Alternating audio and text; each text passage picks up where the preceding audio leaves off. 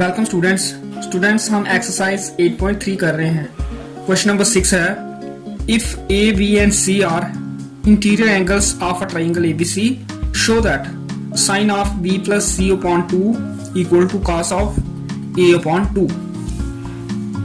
हम लिखेंगे since A B and C are interior angles of a triangle ABC therefore A plus B plus C equal to 180 degree, क्योंकि sum of three angles of a triangle which are interior is always 180 degree, इसलिए इन तीनों angles का सम जो एक triangle के interior angles हैं ये सम 180 degree होगा।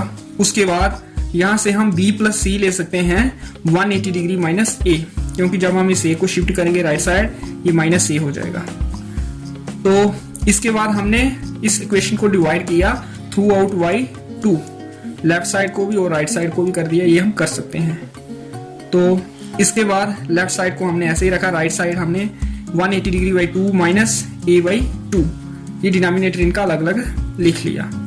उसके बाद हम क्या करेंगे, जो हमें शो करना है sine of B plus C by 2 equal to cos of A by 2, तो हम साइन ले लेते हैं बोथ साइड्स का। तो जहां भी साइन लिखा यहां भी साइन लिखा, तो ये sine of B plus C by 2 हो गया, और यहाँ साइन ऑफ 180 डिग्री बाई 2 90 हो गया, और ये माइनस ए बाई 2 ऐसे ही आ गया। अब हमें पता है साइन ऑफ 90 डिग्री माइनस ए होता है कॉस ऑफ ए, जो भी इधर एंगल हो इधर एंगल ए बाई 2 है, तो इसलिए sine of 90 degree minus A by 2 हो जाएगा cos of A by 2। Left side ऐसे ही लिखेंगे, तो यही हमें शो करना था। तो इस तरह से ये क्वेश्चन नंबर 6 होगा। उसके बाद क्वेश्चन नंबर 7 है, लास्ट क्वेश्चन है ये इस एक्सरसाइज का। Express sine 67 degree plus cos 75 degree in terms of trigonometric ratios of angles between 0 degree and 45 degree. तो ये दो टी रेशियोज हैं, एक साइन 67 डिग्री और दूसरी कॉस 75 डिग्री। तो इन दोनों टी रेशियोज में एंगल 45 और 90 डिग्री के बीच में है। तो हमें क्या करना है, इन एंगल्स को चेंज करना है, 0 डिग्री और 45 डिग्री के बीच करना है। ये हम कर सकते हैं कैसे, ये हमें गिवन है sine of 67 degree plus cos of 75 degree. तो 67 को हम लिख सकते हैं 90 डिग्री माइनस 23, क्योंकि ये डिफरेंस 67 डिग्री होता है। इसी तरह से 75 को लिख सकते हैं 90 डिग्री माइनस 25। तो ये क्या हो जाएगा, साइन ऑफ 90 डिग्री माइनस ए होता है कॉस ऑफ ए, और हमारा ए है यहाँ 23 डिग्री, तो ये आ जाएगा कॉस ऑफ 23 डिग्री, और कॉस ऑफ 90 डिग्री माइनस ए होता है साइन ऑफ ए, और ए है हमारा 25 डिग्री। तो इस तरह से sine 67 degree plus cos 75 degree equal आ गया cos 23 degree plus sine 25 degree. तो ये एक्सप्रेस हो गई, ये एक्सप्रेशन दो टी रेशो की इन terms of angles between 0 degree and 45 degree. 23 degree भी 0 डिग्री और 45 डिग्री के बीच में है, इसी तरह से 25 डिग्री भी 0 डिग्री और 45 डिग्री के बीच में है। तो इस तरह से हम एक्सप्रेस कर सकते हैं किसी भी एक्सप्रेशन को इन terms of angles between 0 degree and 45 degree. उसके बाद एक्सरसाइज 8.4 है। तो एक्सरसाइज 8.4 करने से पहले हमें कुछ फॉर्मूले याद रखने हैं, और वो फॉर्मूले हैं, पहला फॉर्मूला, ये स्क्वायर वाले फॉर्मूले हैं 3, sine square A plus cos square A equal to 1, ये आपको याद रखना है हमेशा। और ये एक एंगल है एक्यूट एंगल जो टी रेशो में होता है, और इनका स्क्वायर हो अगर साइन स्क्वायर ए और कॉस स्क्वायर हो ए, इन दोनों का सम होता है 1 के इक्वल। दूसरा फार्मूला है सेक स्क्वायर ए और टेन स्क्वायर ए का, जहां भी स्क्वायर्स हैं, और सेक और टेन का ये फार्मूला है।